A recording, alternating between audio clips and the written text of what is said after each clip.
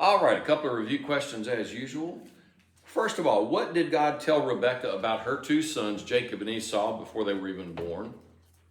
They were jostling around in the womb, and she inquired of God about it. And what did the Lord tell her? The older would serve the younger. There were two nations in her womb, meaning two different nations would be descended from these twins that were to be born, Jacob and Esau. Jacob was going to be the younger. She didn't get that detail at the time. Esau the older, but Esau would end up serving Jacob. Well, we're going to see that come full circle tonight. What arrangement do Jacob and Esau make as far as Esau's birthright as the firstborn is concerned? That Esau would take the blessing.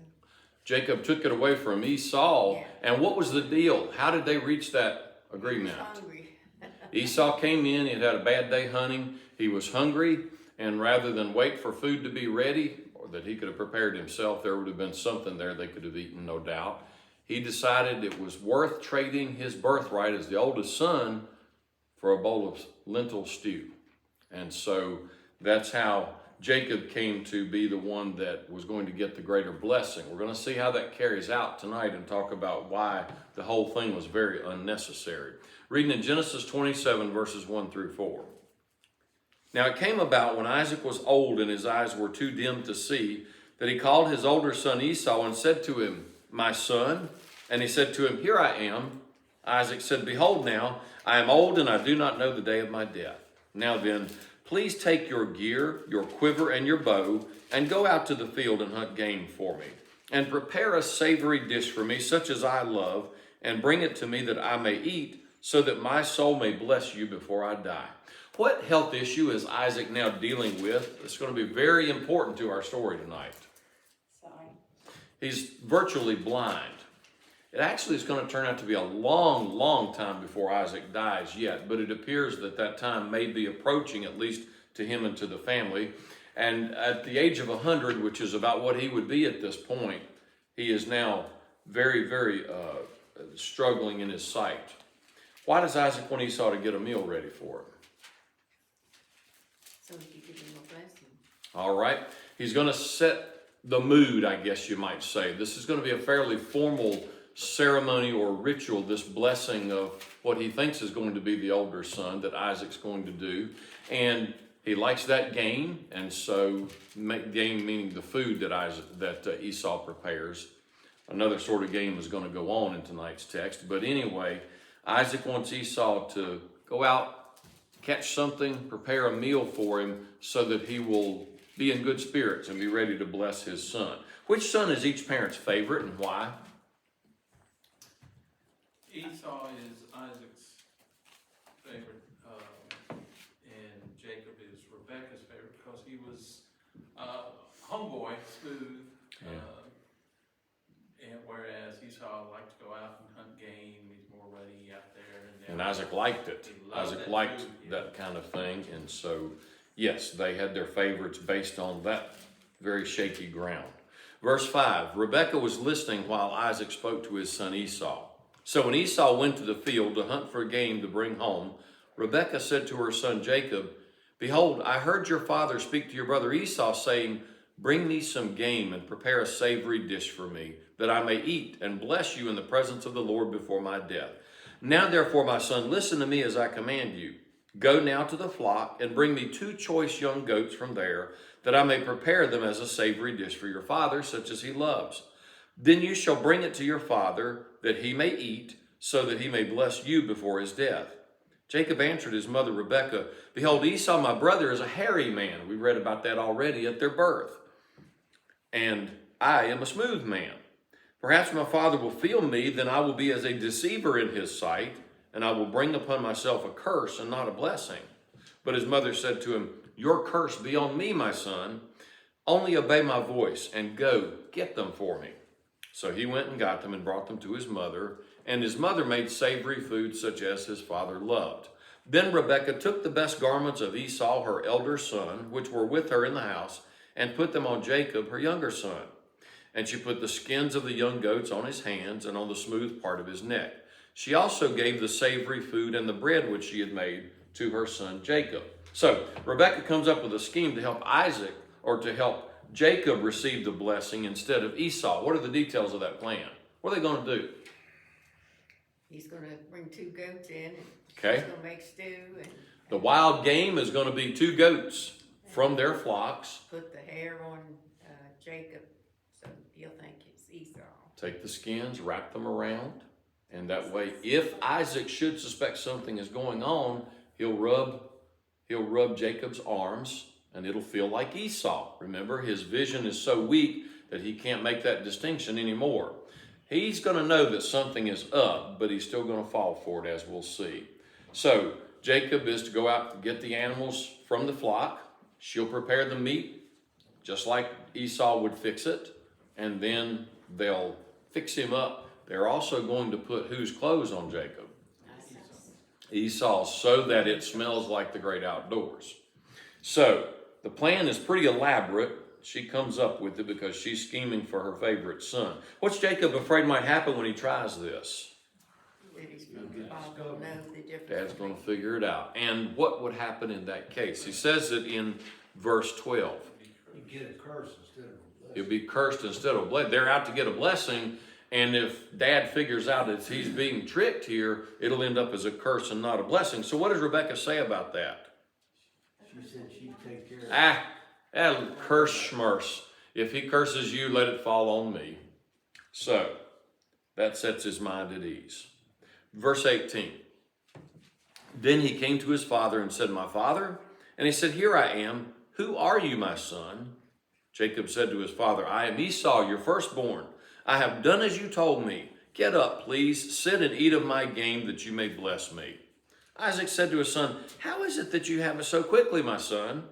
And he said, "Because the Lord your God caused it to happen to me."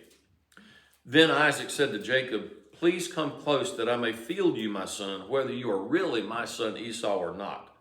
So Jacob came close to Isaac his father, and he felt him and said, "The voice is the voice of Jacob, but the hands are the hands of Esau." He did not recognize him because his hands were hairy like his brother Esau's hands, so he blessed him. And he said, "Are you really my son Esau?" And he said, "I am." So he said, "Bring it to me, and I will eat of my son's game, that I may bless you." And he brought it to him, and he ate. He also brought him wine, and he drank. How does Jacob, in a sense, use God in his deception? Because he says God blessed him with the game so quickly. Wasn't enough to be lying. He's got to drag God into it, in a sense, by saying, "Oh, well, the Lord gave me quick success when I went out there, so we could get on with this." How can we tell Isaac's suspicious when Esau comes back with food so quickly? There's several different things. What does Isaac do that we can see his suspicion aroused in this? He asked, how was it that he was able to? Okay, how'd you get the game so fast? Usually hunting trips are not very quick results, not that fast anyway. And so that's an issue in Isaac's mind. What else? The voice. The voice. I'm hearing Jacob, but he's telling me he's Esau. Something's going on here, or could be going on at least. Anything else? It feels his hairy hands.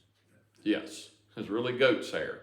Good thing he wasn't allergic, or the jig would have been up, wouldn't it?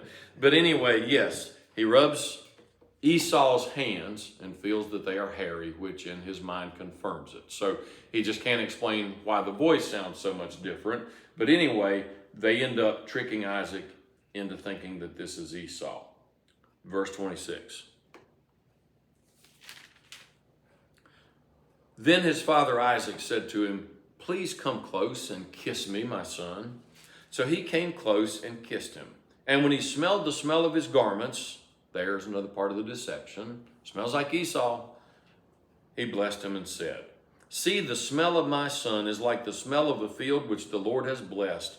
Now may God give you of the dew of heaven and of the fatness of the earth and an abundance of grain and new wine. May peoples serve you and nations bow down to you.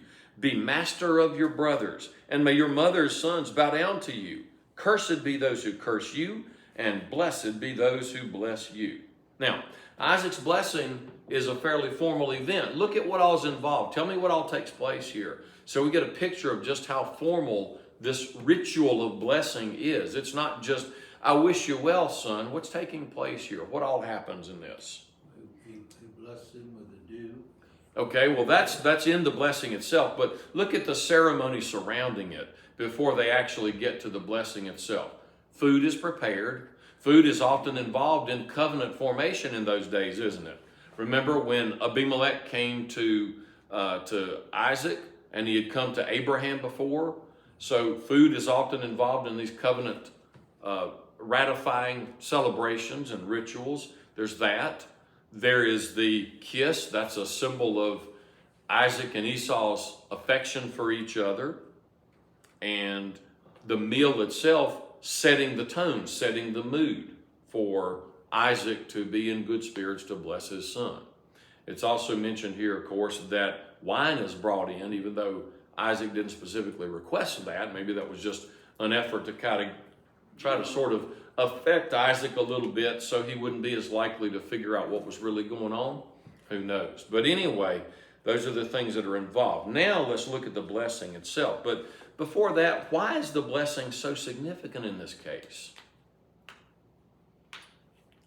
Because it's the first, father blesses the firstborn. Okay? And a lot is involved in that, especially in richer households, which this is one, economically speaking. The firstborn son normally receives a double portion of inheritance because he's going to bear the responsibility for caring for the mother and presumably any women that are still in the household, sisters and so forth, when the father dies or is incapacitated. That way he'll have some resources to take care of things. But what in this particular family makes this blessing and the status of firstborn son even more important? The blessing of the future coming of Messiah, Jesus Christ, will be through that line. This blessing would, in a sense, be a recognition that that's who's next in the covenant line. Normally, it would have been the firstborn Esau. God had already decided otherwise. We know that because of what Rebekah was told. The older will actually serve the younger instead of the usual order of things. So what specific benefits are included in Isaac's blessing? Look first at verse 28. What is included here? The dew of heaven. The dew of heaven. Why is that so important? Think about the climate. Think about the geographic area that they're in there. The crops. Rain's a pretty rare thing, so the crops depend a lot on dew for their growth and their survival. Rain does come. The rainy season is winter, but the growing season, they're depending a lot on dew. And we see that here when it gets really dry. What happens to the dew? You don't see much. There's not enough moisture in the air to produce that much. And so the plants don't even get the benefit of that. What else besides the dew? Fatness of the The earth. fatness of the earth. What does that mean? Good crops. Good crops, an abundant produce. Isaac experienced that when he was down in Gerar. Remember that, didn't he? He planted there, and it's said that he reaped what percentage? 100-fold. Very, very abundant crop results there. So the fatness of the earth. Isaac is blessing him with abundance in crops and an abundance of grain and new wine. That phrase is kind of common. You'll see it from time to time in the Old Testament to refer to prosperity. When you have a good year, there's an abundance of new wine and, of course, an abundance of grain for food. So that's what he's saying, may you prosper, is what he's saying there. Now, verse 29 turns in a relational direction. What is stated here? What benefits are in verse 29? May people serve you. May people serve you and Nations. nations bow down to you. Those are kind of like a poetic parallelism. Remember, in Hebrew poetry, very commonly you'll have a statement made in one phrase and then the same thought expressed in different wording, sometimes not very different wording from the first. So he's saying, may people serve you and nations bow down to you, is pretty much the same thing. But what does this mean as far as Jacob in reality, but Esau as he's thinking of it, mean for the nation that's going to descend from him? It's going to be lots of people. And they will be what? In terms of their relationship to other Over these nations. other nations. They will be over them, yes. May people serve you and nations bow down to you. What else does he say, getting a little closer to home than the next phrase? Master of your Be master of your brothers. And what else? May Again, very related, closely related, same thought. May your mother's sons bow down to you. Well, that was intended for Esau, but what's it really saying about Jacob?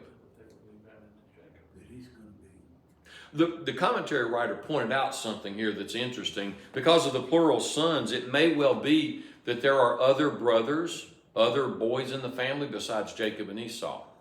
They're not mentioned if so, but that's a possibility, an interesting possibility. But obviously, the covenant spotlight is shining on Jacob in particular and Esau sort of to the side of that.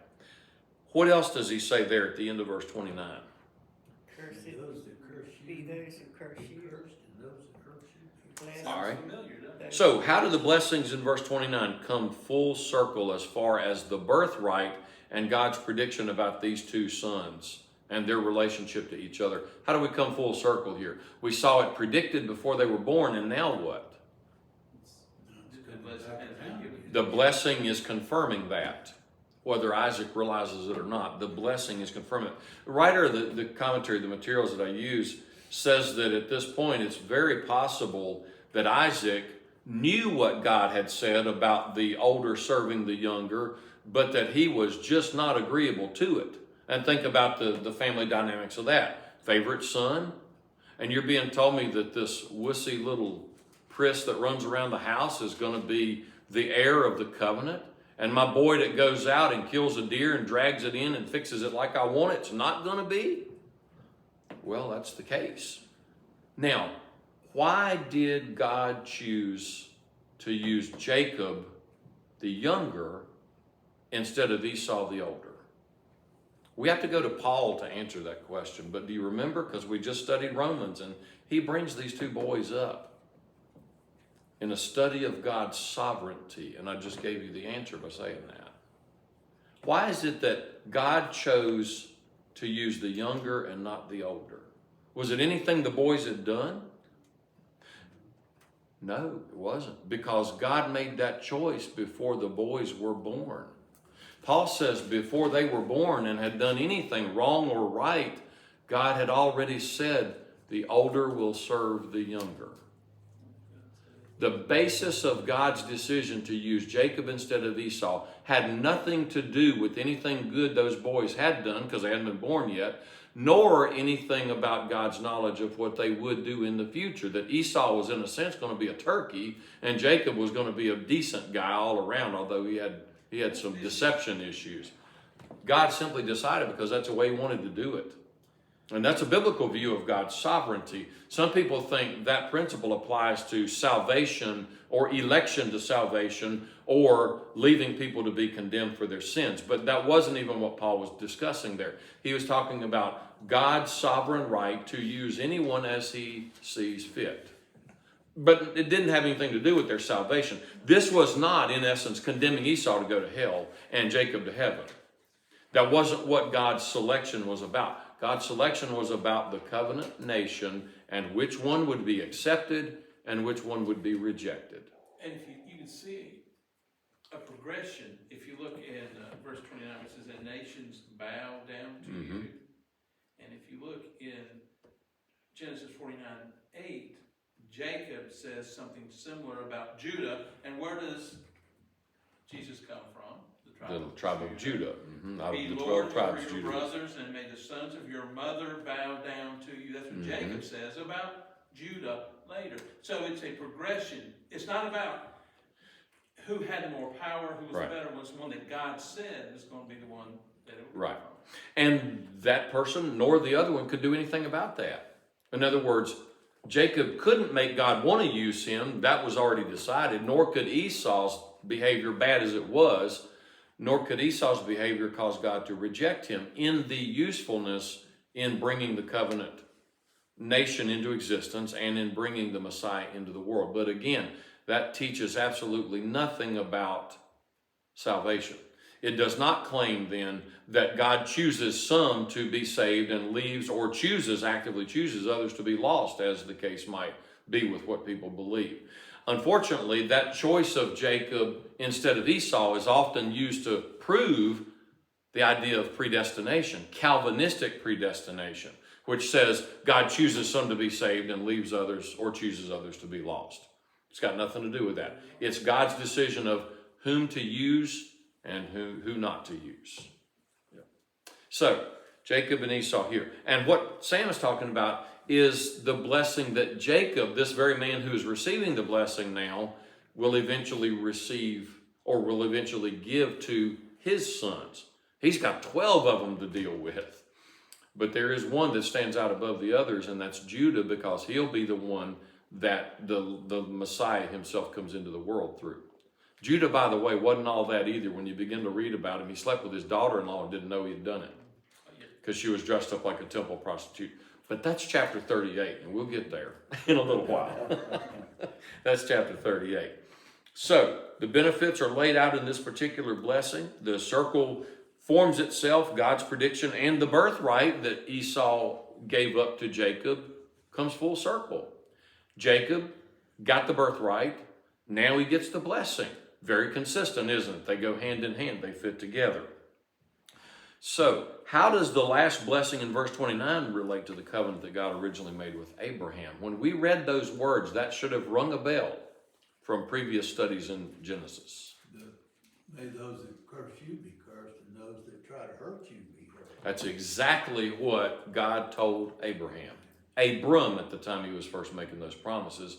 And then the covenant was extended to Isaac. And now Isaac is pronouncing this blessing that shows the next generation of the covenant line being Jacob, of course. All right then, verse 30. Now it came about as soon as Isaac had finished blessing Jacob, and Jacob had hardly gone out from the presence of Isaac his father, that Esau his brother came in from his hunting. Then he also made savory food and brought it to his father, and he said to his father, "Let my father arise and eat of his son's game, that you may bless me." Isaac his father said to him, "Who are you?" And he said, "I am your son, your firstborn Esau," which is very similar to the words that Jacob used to falsely claim to be Esau, by the way. The firstborn is emphasized there. Then Isaac trembled violently and said, "Who was he then that hunted game and brought it to me, so that I ate of all of it before you came and blessed him? Yes, and he shall be blessed." When Esau heard the words of his father, he cried out with an exceedingly great and bitter cry, and said to his father, "Bless me, even me also, O my father." And he said, "Your brother came deceitfully and has taken away your blessing." Then he said, "Is he not rightly named Jacob? For he has supplanted me these 2 times. This is Esau talking, by the way. "He took away my birthright, and behold, now he has taken away my blessing." And he said, "Have you not reserved a blessing for me?" But Isaac replied to Esau, "Behold, I have made him your master, and all his relatives I have given to him as servants, and with grain and new wine I have sustained him. Now as for you then, what can I do, my son?" Esau said to his father, "Do you have only one blessing, my father? Bless me, even me also, O my father." So Esau lifted his voice and wept. So how does Esau finally show some concern about that birthright? He finds out he ain't gonna get strong. Think about it. The food that he got, the satisfaction that he got from that deal is long gone. But the consequences smack him right in the face right here. He gave up the birthright, and now he's lost the blessing that he would have received by his birthright. And so But he blames it on Jacob. he faces the consequences. He blames it on Jacob, and Jacob plays his role in this, doesn't he? Oh, yeah. Jacob is a deceiver, no doubt about that. Jacob is a slick man. I wouldn't want to be in business against him. But Well, it even says in verse 36, he's rightly named Jacob, which means deceived or deceiver. But what can Isaac do about the situation now? Apparently, we can conclude from this that it was commonly understood in the ancient world that once a blessing was pronounced, it was pronounced. Even if the circumstances were that it was pronounced under deception. In other words, yeah, everybody's figured out now what happened, but it's too late. He can't retract the blessing from Jacob and give it to Esau instead. So think about what this means for us in the consequences of our sin, because the Hebrew writer uses this as an example to warn people. You fall for the short-term satisfaction, the pleasure to satisfy that appetite. In his case, it was a literal physical hunger of an appetite. There are all kinds of appetites, desires. They're not sinful in and of themselves, but when they take control of our lives, they certainly are sinful. So Esau has now given that up. And what happens when he seeks a blessing from his father? There's none to get. The Hebrew writer uses as an example to warn what's going to happen to people when it's too late. In the particular case of the Hebrews, they were in danger of forsaking Jesus and going back to Judaism to avoid persecution for their faith. The Jews would leave them alone, but because they were Christians, they were being mistreated and persecuted. So the writer of Hebrews is warning people, don't be like Esau, who for a single meal sold his birthright. And it said afterwards, when he wanted to receive the blessing, there just wasn't one. Even though he sought for it with bitter tears. It didn't matter how hard he cried, how much he begged his father, it was just too late. You see the parallel to the judgment? It was just too late. So the warning there is, don't give up what you have in Christ, the promise of your inheritance in him, to make life easier on yourself now. Because when you get there in front of the judgment seat and you wished you hadn't made that trade, it's too late. There's no blessing for the person that's done that. And certainly it wouldn't just be turning away from Jesus to avoid persecution. Any sin could do that to us when we give ourselves over to it. So that's a New Testament application of Esau's situation. Warning it, what literally happened to him, losing a birthright that involved money and property and status as the firstborn son, that's not nearly as bad as losing our status as children of God, is it? Those consequences are eternal. So a very, very important lesson for life, as my professor in Bible college used to call it, from that particular thing. Isaac can do nothing about it. So then, what is the connection between Jacob's name and the actions mentioned in verse 36? Jacob means he grasps the heel, which means he lies, he deceives, he tricks. So now Esau's been victimized by it in his mind twice. First, he cut the deal to get the birthright, and now he's impersonated his brother to be able to steal the blessing. And he's got it. And no matter how he received it, the deal is sealed. Now that brings an interesting question up there in question number 14. If God always intended for Esau, the older, to serve his younger brother, have Rebekah and Jacob really done anything wrong here? If this was God's plan anyway, have Jacob and Rebekah done anything wrong? Yeah, what? Lie. Well, they've lied. Deception is a problem in God's eyes.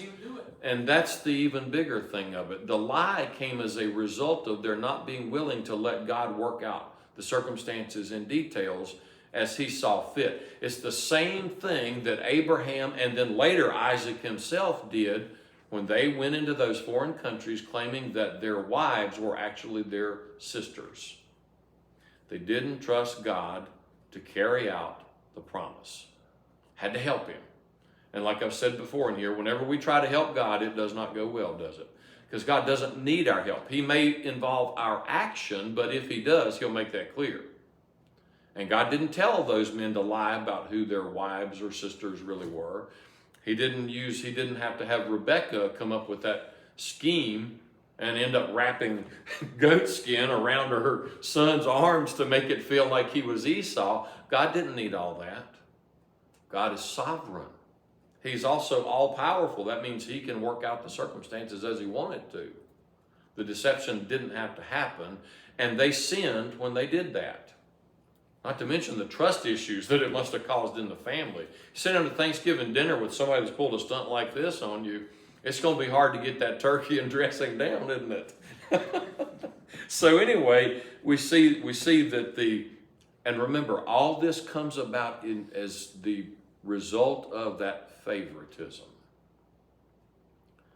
Rebekah favoring Jacob, Isaac favoring Esau. That's really what got this whole mess started, wasn't it? Because if there hadn't been favorites being played, Esau would have gotten the blessing anyway at this point, but God could have dealt with that as he wanted, couldn't he? So these things didn't have to happen. They were not necessary, and they did cause, or they did lead Rebekah and Jacob into sin. Verse 39. Esau is crying, so Jacob does find a few words to say, but they're not terribly, terribly comforting.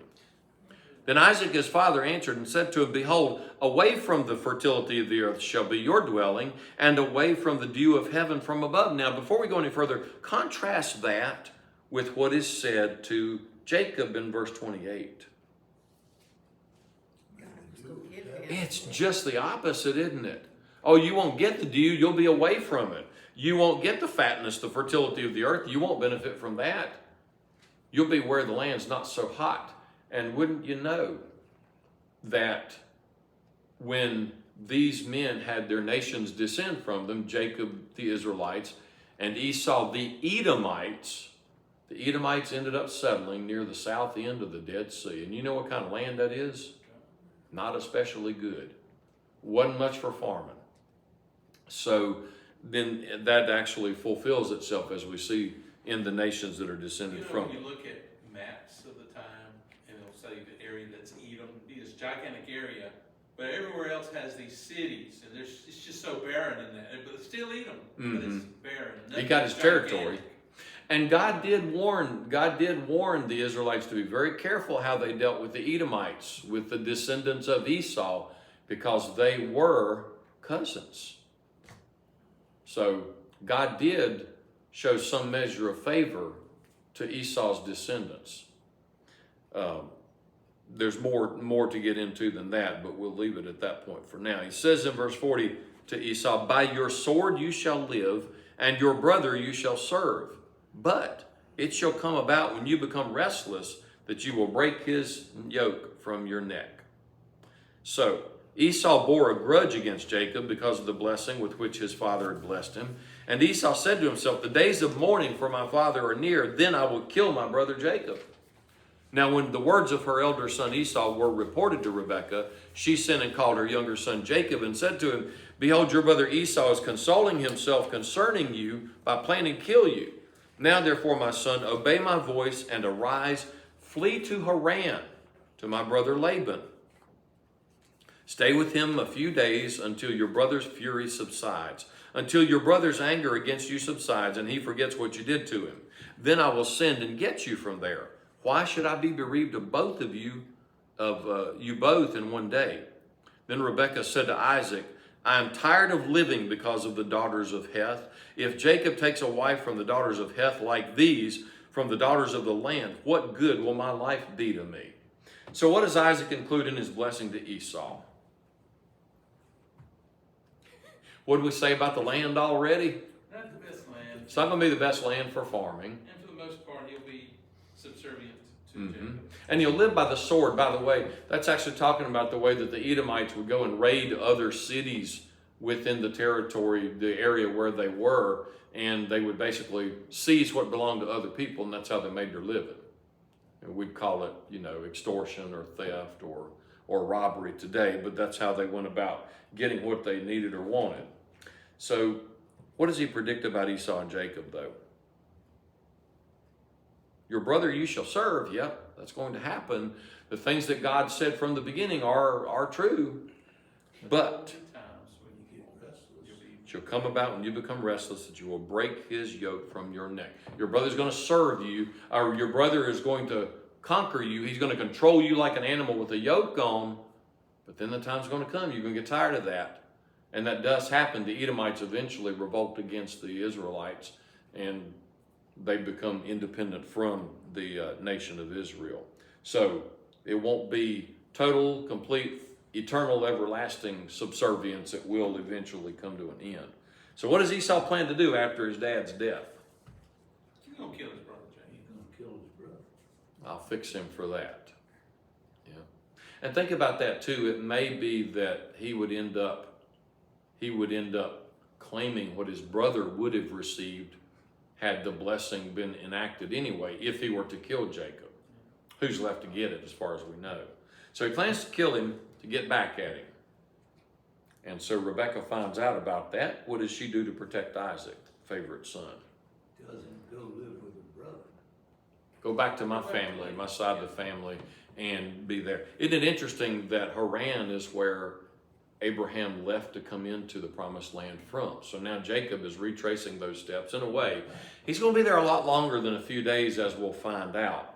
But that's how she protects him. Get him out of Esau's immediate presence, so that Esau will cool down a little bit. How's she otherwise at risk of losing both sons in the same day? How could that happen? She says in verse 45, "Why should I be bereaved of you both in one day?" Because if they find wives. Well, this is before the part about the wives, though. Okay, well, I guess because if Esau were to kill Isaac, Jacob. Jacob, Yeah. she would lose Jacob, and she's already lost Esau in a way. Yeah. As far as the relationship is, Yeah. he never was her favorite anyway. Mm-mm. And then what would happen if Jacob was killed by Esau? What might happen to Esau? He could. He could end up being what himself? He could end up being killed, or at the very least would have to run for his life, and she might never see him again. So either way, she's going to be without him, whether he survives after the murder. Isn't it interesting that at this point there's no recorded penalty for murder in the Bible here? The law of Moses isn't given for several centuries yet, but they already know that there's punishment for murder. So there were legal codes, and also there was a sense of right and wrong. You know what the Old Testament commands? If man sheds another man's blood, by man shall his blood be shed. The Bible, and a lot of people don't like to recognize this today, but the Bible is pretty clearly pro-death penalty. And there are some religious groups that fight against that and oppose it, and certainly there are other political groups that have managed to push and get it outlawed in Virginia. But the Bible makes it clear that the price of one man's life, taken in murder, not self-defense, not war, that sort of scenario, but life taken out of anger, life taken out of greed, money motives, whatever it might be, is punishable by death. So, I guess Rebekah could have heard Isaac giving Jacob the blessing. I'm sure she was probably in earshot of it. Wouldn't surprise me Where at he all. said, those that hurt you, they'll be killed. That could be in the back of her mind too, is that if anybody tampers with Jacob, he's going to end up paying the price for it. He'll be under God's curse. And so for whether it would end up as as Esau's death for killing Jacob by some penalty or by revenge. Remember, there were revenge killings in those days. And even when the people moved into the land of Canaan and claimed it, God provided protection against the blood avenger for those who had accidentally killed someone. If you were out, for example, I think it was given in the Old Testament, if you were out chopping wood, the head of your axe flew off and killed somebody, that wasn't intentional. You weren't lying in wait for his blood. It's just one of those tragic things that happens sometimes. There were cities throughout the land of Israel that were provided called cities of refuge, that the person who had, it was really manslaughter. It wasn't intentional, but it was manslaughter. The person could flee to. Well, when he got to that city, the elders of the city would hear the case, and if it appeared that it was not a case of murder, of deliberate homicide, then that person could stay in that city of refuge, and the avenger of blood could not go after him. But if they ever left out of there, They could leave after the death of the high priest. Whatever high priest was in office when the incident took place, upon that high priest's death, he could leave the city of refuge, and the Goel, as the term was, it was the Hebrew word for the avenger of blood, couldn't do anything about it. He was free. So that was another thing. Then that thinking may have already been in place, the avenger of blood, before the cities of refuge and all those things that came later in the history of Israel. So plan is I'm going to kill him as soon as we're done burying Dad. So Rebekah knows she's got to get Jacob out of there, or she'll end up losing both of them anyway. So how does Rebekah feel about Esau's Hittite wives? That's what the sons of Heth are. The daughters of Heth are Hittite women.